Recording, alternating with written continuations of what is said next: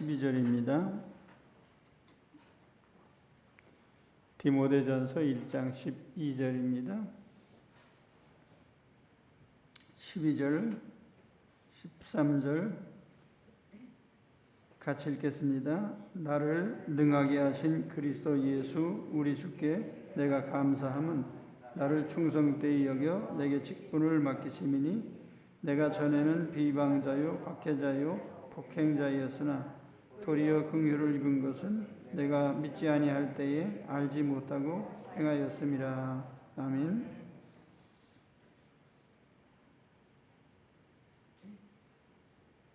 첫 번째 시간에는 하나님은 나를 사랑하십니다. 두 번째 시간에는 하나님 나를 용서하십니다. 오늘 셋째 날에는 하나님은 나를 쓰십니다. 이런 제목으로 말씀을 드리겠습니다. 사도 바울은 하나님께서 내게 직분을 맡기셨다는 점을 강조를 하고 있습니다.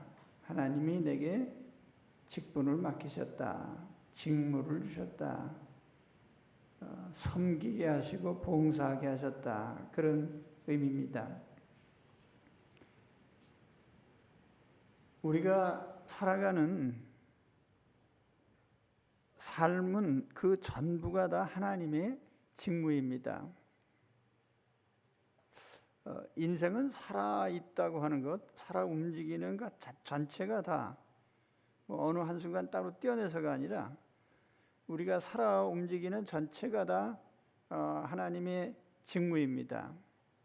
이것은 매우 중요한 진리예요.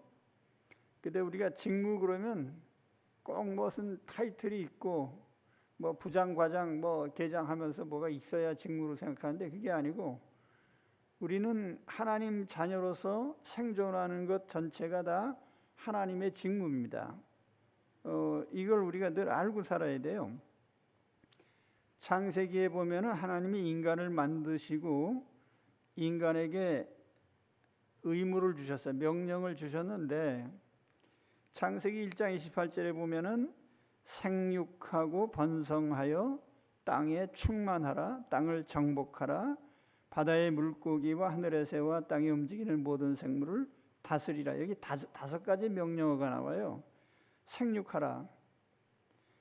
생육하라는 단어는 be fruitful, 열매를 맺어라 그런 뜻이에요. 이 열매 맺으라는 것은 육신적으로 보면 자녀를 낳아라 그런 뜻이고 또 범위를 넓히면 우리 생명 활동을 다 가리키는 말입니다. 살아 움직이는 거죠. 그 다음에 번성하라. 그 영어 성경에 보면 increase in number, 숫자가 늘어나는 것을 말해요. 번성하라 이렇게 우리가 번역을 합니다. 그 다음에 땅에 충만하라. 땅을 채워라 그런 뜻이에요. 그리고 땅을 정복하라 이렇게 되어 있는데 복종시키라는 말이죠. 우리가 신앙적으로 보면은 땅을 복종시키지 않고 오히려 땅에 복속된 그 우상숭배자가 되는 거예요. 그 다음에 마지막 명령어도 마찬가지예요.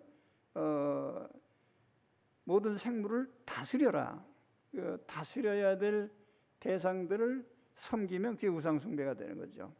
그래서 우리가 살아 움직이는 것 전체가 다 하나님의 직무라고 볼 수 있어요. 우리가 생명 활동하는 것, 또 번성하는, 땅을 채우고 땅을 복속시키고 모든 생명체들을 다스려가는 이게 이제 하나님이 주신 우리들의 임무인데 그래서 이 다섯 가지 명령어는 그 전체가 다 우리가 살아 움직이는 삶의 과정입니다. 근데 하나님은 이러한 우리의 삶의 과정을 통해서 하나님의 일을 하셔요.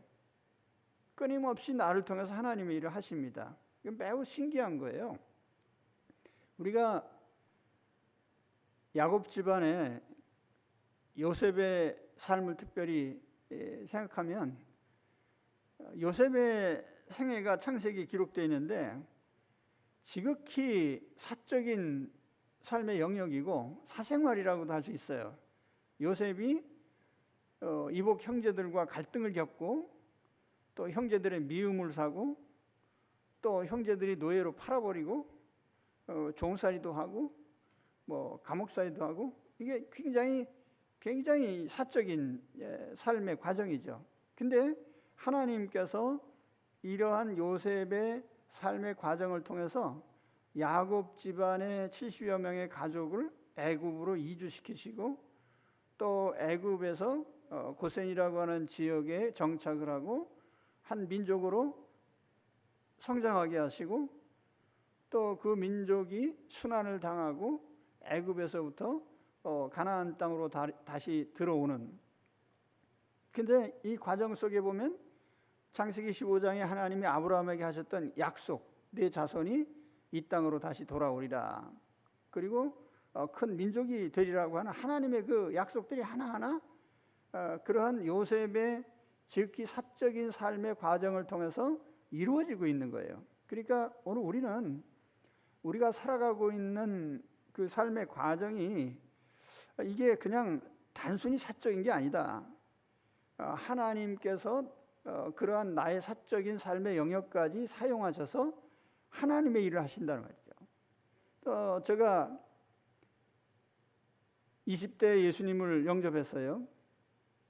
근데 그냥 영접할 사람은 아니고 팍 꼬꾸라뜨리셔가지고 다 죽게 생겨가지고 병들어서 회개하고 예수님을 믿기 시작했는데 그 마음속에 새로운 인생관을 가지게 됐어요. 인생이라는 게 세상에서 웰빙하는 게 다가 아니다. 그 사람이 지상의 삶이 다가 아니고 영원한 삶이 있다.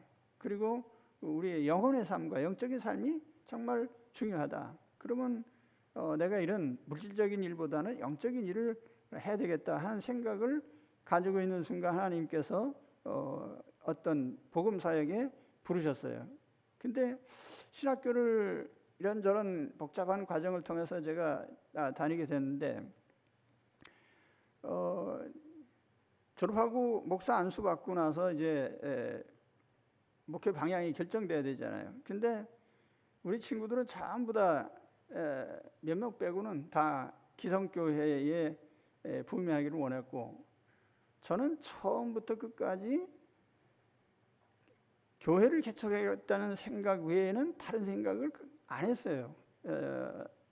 나는 본래 개척교회에서 시작했고 신앙생활도 그렇게 했고 그래서 나는 하나님의 교회를 세워야 되겠다. 그리고 개인적인 성향도 반영이 됩니다. 목회를 하다 보면은 저는 이 자유를 좋아하고 자율도 좋아해요. 자유와 자율이라고 하는 것은 저의 이상이에요. 인간이 강제로 움직이는 인간이 아니라 저도 어렸을 때부터 시키는 건 싫어하고 혼자 스스로 알아서 하는 걸 좋아했기 때문에 교회도 그런 성향의 교회를 만들면 좋겠다. 근데 이게 일장일단이 있어요. 아마 군대식으로 했으면은 지금보다 몇 배 더 늘어났을지 모르지. 인간이라는 게 본래 강제성을 좀 떼어야 움직이니까. 근데 자유와 자율이라고 하는 거기에 성향에 맞게 또 하다 보니까 그런 식으로 이제 또 목회도 되고. 그런데 어쨌거나 하나님께서 이게 제가 가지고 있는 그런 어떤 개인적인 성향이나 그런 목표를 통해서 하나님의 교회를 세우신 거죠. 그러니까 교회가 세워지는 것은 하나님이 하신 일인데 하나님이 누구를 불러다가 쓰셔요. 그 사람의 성향이나 뭐 이런 게 맞게. 제가 어렸을 때 교회를 다니는데 고등학교 때 처음 가봤거든요. 근데 그 헌금 시간에 바구니를 돌리고 막 이렇게 하는데 어떤 생각을 했냐면은 돈 없는 사람 상당히 무관하겠다. 또 준비가 된 사람은 또 그렇지만 그래서 약간의 저 강제로 하는 것 같은 느낌이 들어서 제가 이제 우리 교회 개척하고 얼마 안 지나서부터 전부 그거 없었어요. 자율로 들어올 때 그 세상에 강제로 하면은 그것도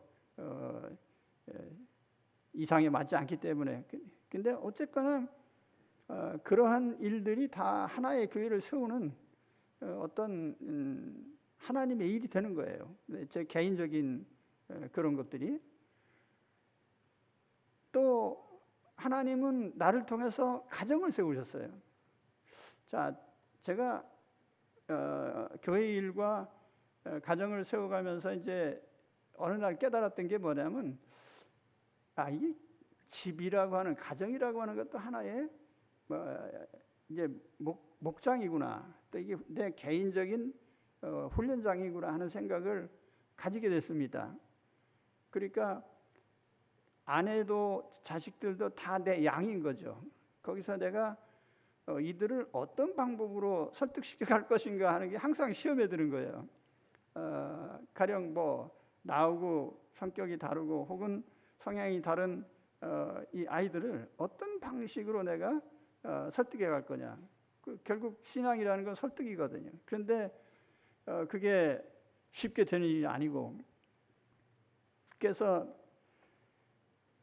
지나고 보니까 그 하나하나가 전부 다 신앙 교육인 거예요. 아이들한테도 하여튼 무슨 중요한 일을 앞두면 항상 기도해주고, 식탁에 앉아서 둘러 앉아서 돌아가면서 기도도 시키고, 그게 하나의 신앙의 추억으로 남겨지게 되고, 때로는 이 가정이라고 하는 그 안에서 우리가 신앙을 가진 사람의 특별한 그 은사들 있잖아요. 서로 위로하고 기쁨을 나누고, 그러면서 좋은 추억을 만들어가는 게, 놀이도 마찬가지예요. 노는 게 단순한 놀이가 아니에요. 거기에도 굉장히 많은 사람의 교감이 이루어집니다. 제가 아이들이 어렸을 때 보이스카우트 한번 야영하는 데 따라갔는데, 같이 가서 뭐 기타 치고 노래를 하고, 근데 아이들이 기억을 해둬요. 그때 이렇게 아빠가 했었어요.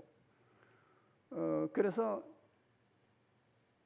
부모가 제가 아버지가 없이 자랐기 때문에 아버지가 하는 역할을 잘 몰랐어요. 근데 어쨌든 지나고 나서 보니까 내가 살아왔던 과정들이 아이들에게는 하나의 모든 삶의 메모리가 되고 추억이 되는 거예요.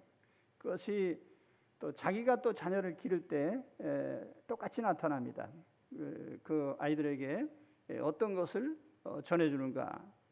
그래서 가정을 세운다고 하는 것도 나 하나는 그냥 뭐 돈 벌어다가 식구 먹여 살리는 것 같은 그런 직장 생활, 우리가 보통 그렇게 생각하는데, 그게 아니라 가족들과의 어떤 삶을 나눠가면서 하나님이 거기에서부터 뭔가 전달해 주시는 거예요. 그 하나님 뜻을 이루시는 거예요. 하나의 인격체가 자라나게 되고, 거기서 신앙의 뿌리가 내려지게 되고, 또 신앙적인 어떤 삶의 방법들을 터득하게 되고, 그러니까 그런 삶이 결국 사적인 삶이 아닌 거예요. 그 삶을 통해서 하나님은 하나님의 일을 하시는 거죠. 사람을 길러내고 신앙을 양육해주고, 그런 여러 가지 일들이 거기서 벌어지는 것입니다. 그래서 우리는 이 직무를 잘 감당해야 돼요. 그러니까 평소에 이게 사적인 삶의 영역이라고 생각하고 함부로 하면 안 돼요. 그 아이들도 우리가 뭐 화난다고 해서 함부로 이렇게 대해서는 안 됩니다. 아이들도 어려서는, 물론 뭐 아주 어렸을 때는 좀 혼내기도 하고 그랬는데, 초등학교 한 고학년, 이제 5학년, 6학년쯤 되면은 이제 머리가 커집니다. 그때부터는 설득으로 들어가야 돼요. 청소년기는 더 마찬가지고요. 야, 이제는 내가 아빠를 좀 도와줘야지. 네가 엄마를 좀 도와줘야지 하면서 어떤 이제는 이제 삶의 격이 좀 높아졌으니까 어떤 그런 교감을 통해서 하나하나 이제 인격적으로 이렇게 성숙해 가는 거예요. 자, 근데 오늘 바울이 고백한 것처럼 우리 하나님께 감사하는 것, 나를 충성되이 여겨서 직분을 맡겨주셨다는데 계속 맡겨주셨다는 뜻이에요. 내가 그렇게 충성스러운 사람은 아닌데 그래도 계속 직무를 수행하게 하세요. 제가 목회하면서 참 신기한 사직서를 하나 받았었는데 어느 날 봉투에다가 우리 교인 한 분이 써가지고 오셨더라고요. 그래서 이렇게 보니까 뭐 가장 사직서인가, 근데 오래전이라 잘 기억이 안 나는데 남편 사직서인가 가장 사직서인가 뭐 그런 걸 써갖고 왔어요. 예, 하나님께 드려야 되는데 하나님께는 직접 못 드리고 하나님 대신 저에게 갖고 오신 거예요. 그래서 그때 야, 이게 가장도 사표 낼 수 있나, 남편도 사표 낼 수 있는가 하고 생각해 봤더니 그게 그 직무라는 것 자체가 이것도 사표 낼 수 있는 직무구나 하는 생각을 했어요. 여러분 중에 혹시 남편 사직서 내신 사람 있어요? 부부가 혹시 뭐 다투거나 그래가지고 수틀린다고 해서 사직서, 근데 제가 그걸 받을 입장이 아니거든요. 하나님과 직접 거래를 해야지 왜 내가 그 사표 받았다가 무슨 소리를 듣게요. 근데 여러분, 우리가 남편의 직무, 아내의 직무, 부모의 직무, 회사에서 가진 직책, 하나님 교회에서 맡은 직무, 이 모든 것이 다 하나님이 주신 직무예요. 우리 그런 의식을 항상 갖고 있어야 돼요. 근데 사실 우리가 이런 직무들을 소홀히 하고 때로는 직무 수행 태만하거든요. 그래서 우리가 이 사회생활 영역에서 이루어지는 이런 직무들이 소홀히 취급되고 이거는 쓸데없는 일이고 혹은 하나님께서 별로 평가하시지 않는 일이라고 생각하고 남의 눈에 띄고 드러나는 일만 한다고 하면 그럼 그 하나님의 일을 하는 게 아니에요. 그래서 우리가 이렇게 일을 때로는 소홀히 하는데 그래도 감사한 거는 저도 이제 결혼 생활 45주년인가 지났는데 남편의 직무를 계속 하라고 맡겨주셔서 감사합니다. 사표 안 내고. 근데 사실은 이 남편의 직무를 성실히 감당한 건 아니거든요. 뭐 상처도 주고 잘 대해주지도 못하고 그랬어도 그 직무를 계속 수행할 수 있게 계속 해라. 그래 얼마나 감사한 일이에요. 그렇죠? 여러분 남편의 직무, 아내의 직무를 충성되이 잘 감당하세요. 이 감당을 잘 해야 하나님께서 맡겨주신 기쁨과 영광을 받으시죠. 근데 요즘 사회적으로 보면 뭐 어떤 운동선수가 과거에 무슨 잘못을 했다 그러면 완전 매장이 되잖아요. 완전히 인생이 매장되잖아요. 그 젊은 날의 어떤 뭐 실수나 과오 때문에. 또 정치인이 뭐 과실이 드러났다 그러면 뭐 다 사퇴하고 그 정치 생명 끝나요. 우리 하나님께서 우리를 그런 식으로 대하신다고 하면 직무를 계속 맡을 사람 아무도 없어요.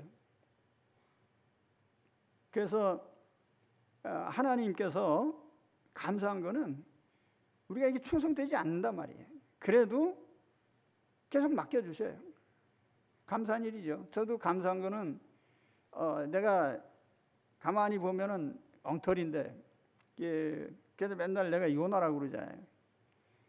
하고 싶어서 할 때도 있지만 하기 싫어도 할 때가 있거든. 근데 비율적으로 보면은 하고 싶어서 할 때보다 하기 싫어도 할 때가 더 많아요. 여러분 그런 목사하고 같이 생활한 거예요. 그러나 중요한 건 뭐냐면 하나님이 나를 충성되이 여기시고 계속 맡겨주셨다는 거예요. 너 계속 맡아라. 계속 일을 해라. 한 20여 년쯤 지났을 때인가요?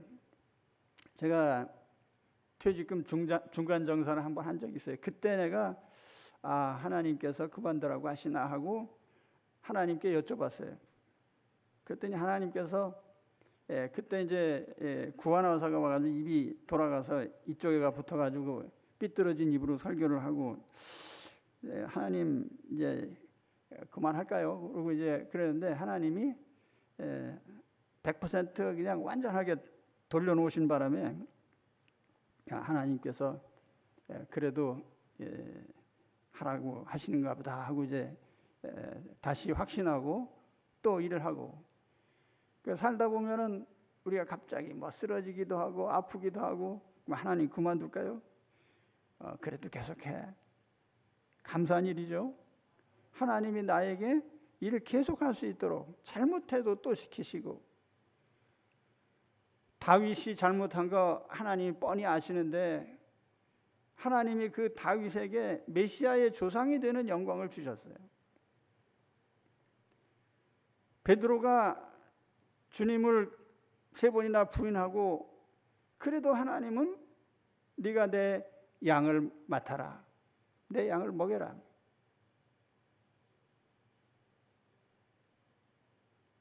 우리가 이렇게 부족해도 하나님은 계속 충성되게 여기시고 일을 맡겨주시는 거예요. 우리 가정에서 가정적인 직무, 회사에서 회사의 직무, 회사 다니신 분들, 저도 회사 생활을 한 2년 정도 했는데 회사원들이 즐겨 쓰는 말이 뭐냐면 때려친다는 거예요. 때려쳐야지. 근데 사실은 감당하시다 보면 하나님께서 감당하게 해주셔요. 그리고 거기에도 또 하나님 뜻이 있는 거예요. 그리고 더욱 중요한 건 뭐냐면 오늘 바울이 고백한 대로 직분을 맡겨주셨는데 나를 능하게 하셨다 이런 말을 해요. 이 말의 뜻은 뭐냐면 직분을 감당할 수 있도록 능력을 주셨다는 얘기예요.